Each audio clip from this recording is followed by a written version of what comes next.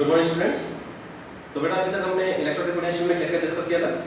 उसमें हमने पढ़ा था इलेक्ट्रोस्टैटिक पोटेंशियल एनर्जी हमने पढ़ी थी, electrostatic potential due to a point charge हमने पढ़ा था। और आज हम जो पढ़ने जा रहे हैं, आज हम पढ़ने जा रहे हैं electrostatic potential energy for the system of charges. उसके लिए हम अपना फॉर्मूला डिराइव करेंगे। तो आइए देखिए ध्यान से किस तरीके से हमें करना है। मान लीजिए मेरे पास ये दो चार्जेस थे, दो चार्जेस सिस्टम था और मेरे को इन दो चार्जेस को यहाँ प्लेस करना है। तो इसको बताना है कितनी एनर्जी होगी, ये कितनी इलेक्ट्रोस्टैटिक एनर्जी इनकी होगी। तो हमें क्या करना है, we have to find out the work done in placing these two charges at these two points. तो क्या करेंगे, मान लीजिए फर्स्ट चार्ज के लिए हम बात करें इंफिनिटी से Q1 चार्ज को लेके आएंगे, तो जो वर्क डन आपको करना पड़ेगा वो कितना होगा, 0 होगा। क्यों होगा, क्योंकि इसके पहले यहाँ पे कोई भी चार्ज नहीं है और इंफिनिटी पे जो पोटेंशियल होता है वो क्या होता है, कितना होता है, 0 होता है। वो हम पहले डिस्कस कर चुके हैं। तो उस Q1 चार्ज को इस पोजीशन पे लेके आने के लिए हमें कितना वर्क डन करना पड़ा, W1 = 0।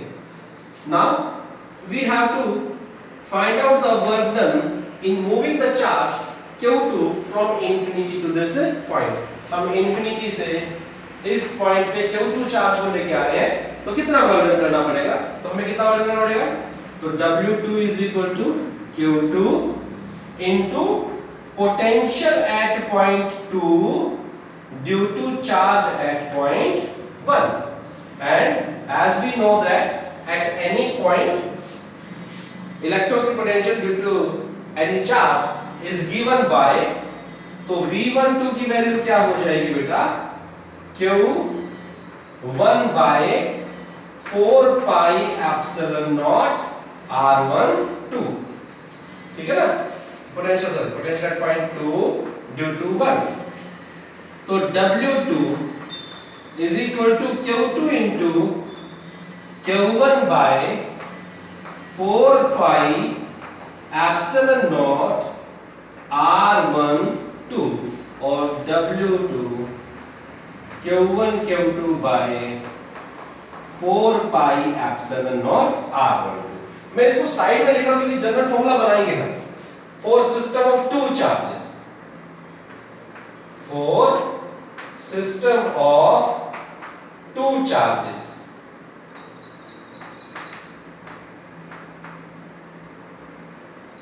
कितना है work done, total work done निकालेंगे, W = W1 + W2 और वो किसके इक्वल आया बेटा, K Q1 Q2 by R12। तो ये आपका वर्क डन आ गया K Q1 Q2 by R12। अब वो कहता है for the system of 3 charges, कितने चार्ज है, 3 चार्जेस। तो मान लीजिए अब आपको थर्ड चार्ज और प्लेस करना है, मान लीजिए कोई थर्ड चार्ज आपको रखना है Q3,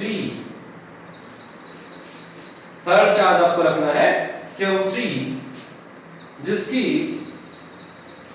position with respect to first charge is R13 and with respect to second Q2 charge is R23। तो अब मेरे को क्या करना पड़ेगा, इसको भी इंफिनिटी से लेके आना है, लेकिन इस पॉइंट पे पोटेंशियल 1 और 2 के कारण होगा। तो मैं W3 निकालता हूं for the system of 3 charges के लिए। बेटा देखिए ध्यान से, W3 किसके इक्वल होगा, Q3 into potential at point 3 due to charge at point 1 plus potential at point 3 due to charge at point 2।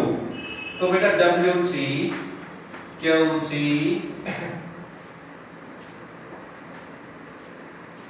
V31, तो V31 क्या होगा, potential at point 3 due to charge at point 1। तो क्या बेटा Q1 K Q1 by R13, V32 K Q2 by R23, यही होगा।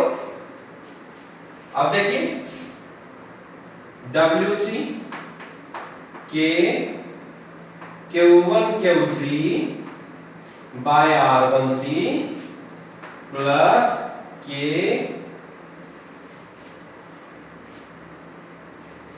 Q2 Q3 by R23। और अब अगर मेरे को 3 चार्जेस के लिए टोटल वर्क डन निकालना पड़ जाए, ये तो for the system of 2 charges था, तो 3 चार्ज के टोटल वर्क डन क्या होगा बेटा? W1 plus W2 plus W3, तो this will be equal to W1 plus W2 कितना था बेटा? K Q1 Q2 by R12। देखो सभी में K कॉमन है, तो मैं बाहर निकाल लेता हूं, कॉमन लेते हैं दोनों तीनों में से।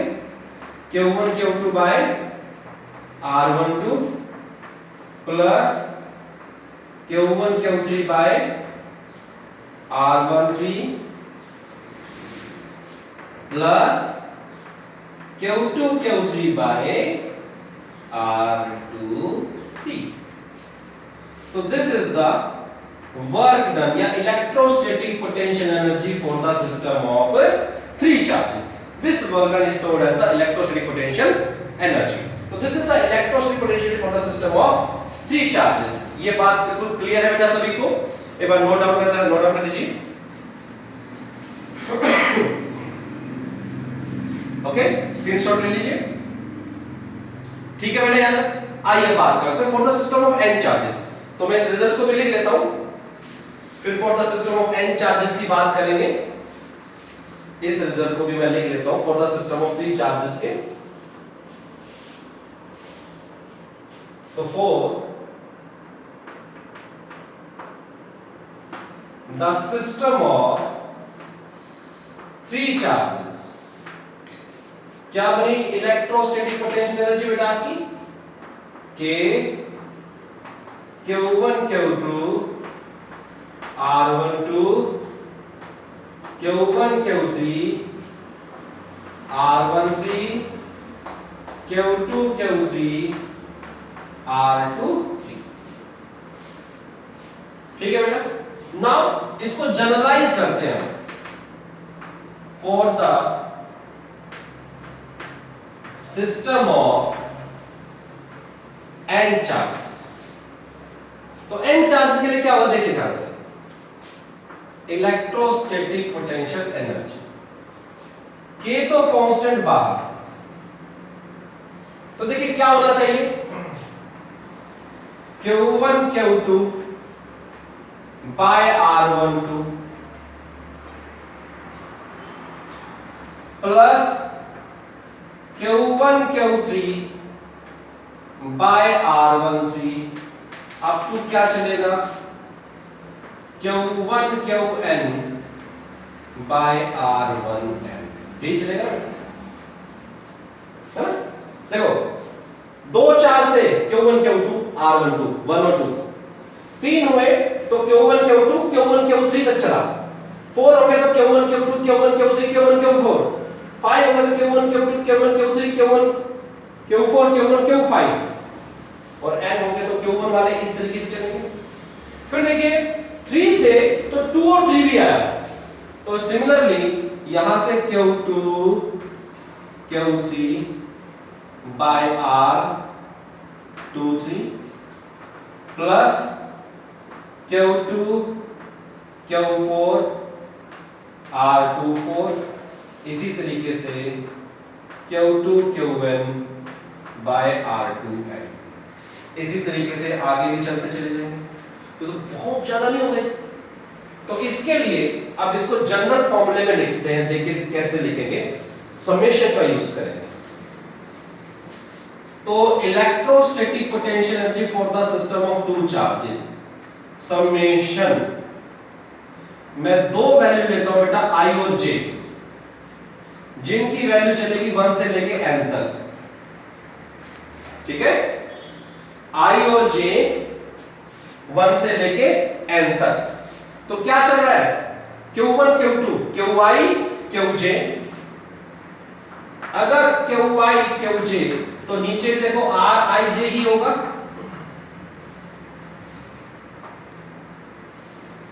देखो ध्यान से,